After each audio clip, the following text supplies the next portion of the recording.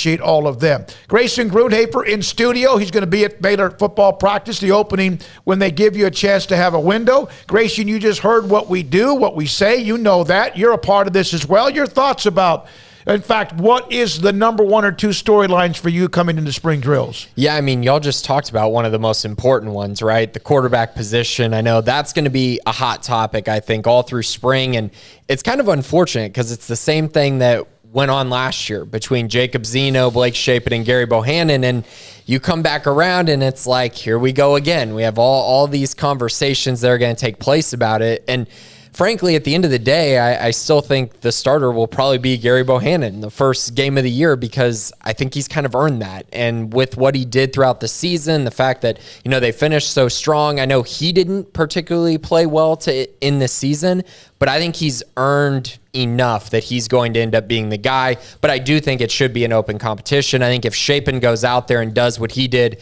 in the Big 12 championship every single day in practice, well then it's probably going to go to him. But I just have a hunch that Gary's probably going to be the guy. So that's a big storyline. I think pretty much every skill position on the offensive side is just something that we have to talk about. I mean, running back, wide receiver in particular, who are the young guys that are going to step up? And I think that's one of the biggest things that I'm looking forward to is kind of seeing, okay, these young wide receivers, are they going to take away the spots of Jackson Gleason, Jalen Ellis, Seth Jones, or are those older guys going to step into a role?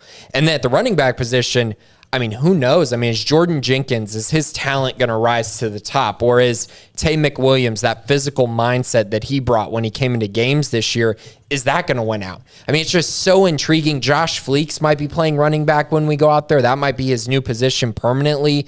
Squirrel Williams, if he's healthy.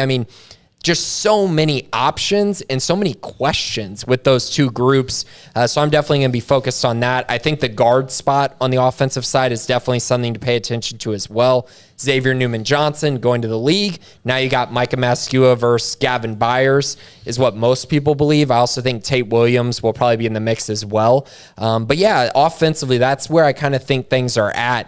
And then defensive side, there's a lot of other storylines as well. Well, I think that the weird thing is most years is we kind of have a general idea because we got to see wide receiver maybe more so than running back, because at running back you kind of know, you saw the depth chart. Look, when it was time for a third guy to come in the game, it was Tay McWilliams. So it stands to reason that he is going to get the first crack at being the full-time lead dog there. But at wide receiver, outside of Monterey Baldwin in the Sugar Bowl, we don't know who the other guys were. I can't remember anything that anybody else did last year off the top of my head. And that's because they pretty much played those 3-4 guys, and that was it.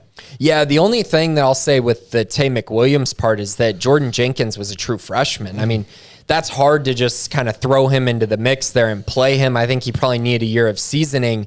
But I do think Tay will ultimately be the starter game one, assuming they don't bring in a transfer. But there's a lot of really good running backs in that room that it's very fascinating to see what the dynamic will be. We know Jeff Grimes wants to play multiple running backs, which again, that leads to a lot of different carries for a lot of different guys. Wide receiver, I think you're right. The problem is last spring, Jalen Ellis had a really good spring, and then he got hurt, which has kind of been the story of his career so far.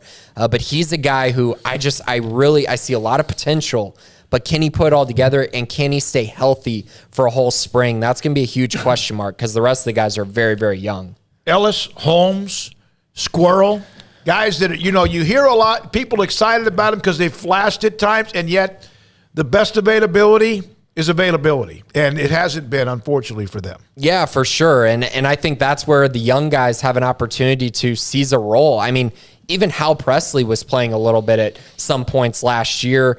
Josh Cameron, the walk-on out of Cedar Park, he got in and played some as well. So those guys took advantage and tried to find a way on the field. But last year, they really only stuck to about 4 wide receivers for the whole season. So we didn't get to see a lot of the young guys emerge. Yeah, and they've got a new coach in Dallas Baker, so there's also that change coming as well with the wide receivers, moving on from Chancey Stuckey, who's now at Notre Dame. So I'm curious to see him out there as far as one of the new coaches, and also safeties. His name, I'm forgetting his name, the coach.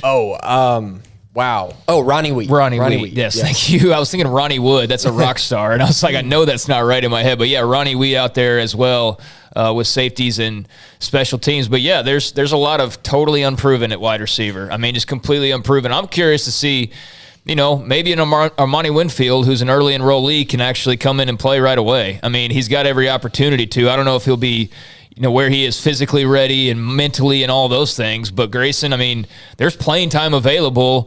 And on the early enrollees, it's Armani Winfield, and who else is joining that as well? They got about, 5, 6 guys that are early enrolled right now. Yeah, they do. And I mean, a lot of it is on the defensive side. But of note, 2 tight ends did early enroll, which are Kelsey Johnson, Cody Mladinka. I think Mladinka is going to be your more traditional tight end, right? He's going to be more that Ben Sims mold, Christoph Henley, probably early in his career, more of a blocker, but he showed flashes at College Park, kind of what he can do. And so he's very intriguing to me. And then Kelsey Johnson is extremely intriguing because Baylor didn't really have an H-back last year. They didn't really have someone that filled that role. And I think Baylor really wants that role to become more prevalent. I mean, you had Dylan Doyle going out there and running fullback. I think they want somebody that's a little more versatile, kind of playing a true H-back role. And Kelsey fits that mold so well, and honestly, unlike anyone else on the roster. So those are a couple guys that are very intriguing. And that tight ends room is their strongest on offense easily. I mean, they've got everybody back there. You got Ben Sims coming back. I mean, we don't know about Christoph Henley, but Drake Dabney's back.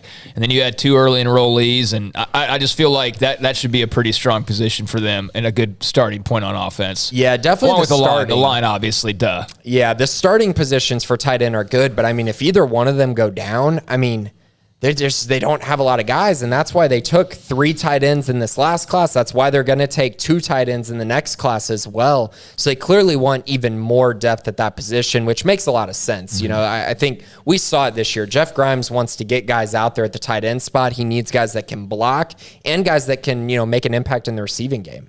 Yeah, if you look at the leading tacklers, that we're going to check these off real quick. Spring drills for Baylor starting this afternoon. Grayson will be there. Jack McKenzie will be there. Craig eventually will be there as well. And it's full throttle. We'll have some more stuff for tomorrow. Terrell Bernard gone. Dylan Doyle back.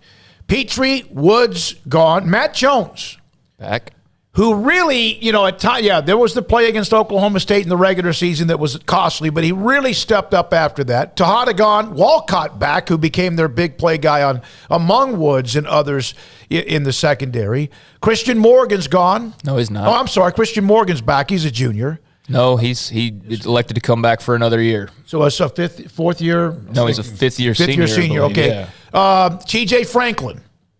Back. Cole Maxwell. Back. The entire D-line's back. So all of them are back. Now they have the secondary. Ika is back. And then, of course, you have Jackson Player, the transfer, who they are. I mean, the secondary's got some work to do, but they have more back than sometimes you think because Bernard and Petrie and Woods and Tejada and some of them, McVay made the play of all time. There's so many of those guys that made big plays. The kicking game's good too, right? I mean, that's one thing, it's all, don't ever overlook that. That's good. Now you have to find somebody that replaces Ebner, but they have plenty of people you would think to be able to handle that position, although Ebner was threat to take every kick punt the distance.